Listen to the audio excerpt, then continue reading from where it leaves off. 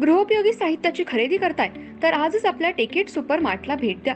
कडधान्य, डाळी, साबण, ब्रँडेड कपडे, शूज, सायकल, कॉस्मेटिक्स हे सर्व मिळण्याचं एकमेव ठिकाण म्हणजेच टेकेट सुपर मार्ट. 5,000चे भरपूर डिस्काउंट. कमीत कमी 4,999च्या खरेदीवर 5 किलोमीटर पर्यंत मोफत घरपोच सेवा. पत्ता पंचवटी चित्रमंदिर जवळ, 332 रोड. संपर्क 929797 5000.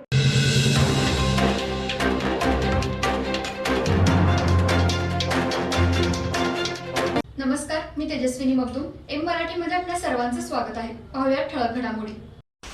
पंचगंगा नदीच्या पुराचा फटका. इचलकरंजी शहरातील गावभाग परिसर, शेळकेमळा, बागवानपट्टी, लक्ष्मीदड्ड या आदी भागामध्ये पुराचं पाणी आलंय. यातील 50 कुटुंबे स्थलांतरित करून त्यांची राहण्याची, खाण्यापिण्याची व्यवस्था महापालिकेने नाट्यगृह येथे केली. तेथे चारा छावणी तयार करण्यात आली. जसं पुराचं पाणी नागरी वस्तीत येऊ लागले त्याच पद्धतीने महापालिकेने सतर्क राहण्याचे आदेशही नागरिकांना दिलेत. महाराष्ट्र राज्यामध्ये गेल्या 8 दिवसांपासून मुसळधार पाऊस पडत असल्यामुळे व धरण क्षेत्रामध्ये होत असलेल्या अतिवृष्टीमुळे छोटी मोठी धरणे 100% भरलीत. सध्या कोयना धरणातून 35,000 क्युसेक्स पाण्याचा विसर्ग करण्यात येतोय. तसेच राधानगरी धरणाचे 5 स्वयंचलित दरवाजे उघडण्यात आलेत. त्यामुळे पंचगंगा नदीच्या पाणी पातळीत वाढ झाली. तसेच नागरी वस्त्यांमध्ये पाणी आलंय. हे पाणी शेळकेमळा, लक्ष्मीदड्ड, बागवानपट्टी, अष्टविनायक कॉलनी आदी भागांमध्ये पुराचं पाणी नागरी वस्तीमध्ये आल्यामुळे यातील 50 कुटुंबांचं स्थलांतरण करण्यात आलं. त्यांची राहण्याची, खाण्यापिण्याची व्यवस्था नाट्यगृह येथे महापालिकेच्या आपत्ती व्यवस्थापन विभागाने केली. ज्या ठिकाणी पुराचं पाणी वाढू लागलंय त्या भागामध्ये महापालिकेचे कर्मचारी सूचना देऊन स्थलांतरित करण्याचे आदेश सध्या देत आहेत. महापालिकेने जनावरांसाठी चारा छावणी तयार केली.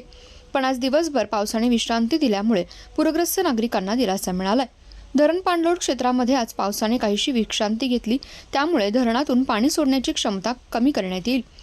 पूरग्रस्त नागरिकांनी घाबरून न जाता प्रशासन आपल्या पाठीशी आहे असा आत्मविश्वास मुख्यमंत्री, उपमुख्यमंत्री, पालकमंत्री तसेच प्रशासकीय अधिकारी यांनी दिला. कोणत्याही प्रकारचे पूरग्रस्तांचे हाल होणार नाहीत याची खबरदारी प्रशासनाने घेतली आहे.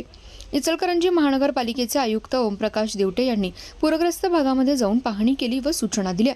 यावेळी महापालिकेचे कर्मचारी मोठ्या संख्येने उपस्थित होते.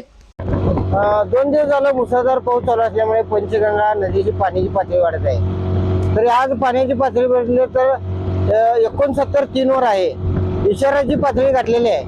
तरी आम्ही नागरिकांना आवाहन केलेलं आहे की आपण पाणी जसं वाढेल तर आपण स्थलांतर करण्यासाठी आमच्या महापालिकेने छावण्या तयार केलेल्या आहेत. त्या छावणीमध्ये आपण राहण्याची, पूर्ण जेवणाची, राहण्याची व्यवस्था, जनावरांची छावण्याची व्यवस्था केलेली आहे. तरी नागरिकांनी पाणी येण्याची वाट न मागता आपण आमच्या छावणीमध्ये यावं व आमचे तुम्हाला नेण्यासाठी तिथं वाहनाची देखील व्यवस्था केलेली आहे. तरी नागरिकांनी महापालिका व प्रशासनाला सहकार्य करावं. त्याच पद्धतीनं आपली महत्त्वाची कागदपत्र आणि मौल्यवान वस्तू या महत्त्वाच्या जपाव्या. धन्यवाद.